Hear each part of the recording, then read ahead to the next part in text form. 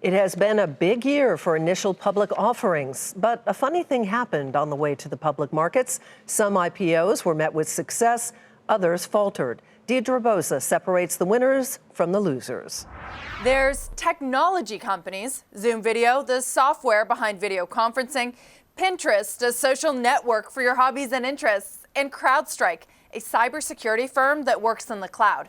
These names and other so-called pure-play tech companies have seen successful initial public offerings this year. But then there's another class of IPOs this year that are getting a bad name.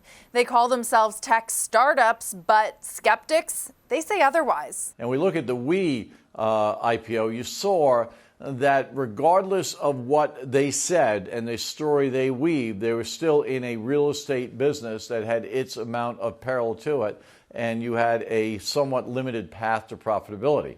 There's WeWork, real estate as tech, Uber and Lyft, transportation as tech. There's even dentistry as tech, that's Smile Direct Club. These names, seen as less pure plays on technology, are also highly unprofitable, and they're not being received well by public market investors.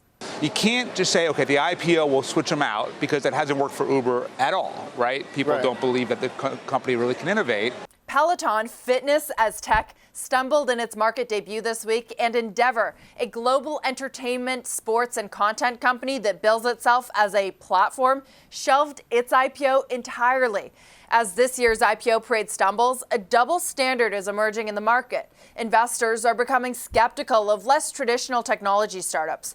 Question is, will their rough ride this year start to affect the sector as a whole? For Nightly Business Report, Deirdre Bosa, San Francisco.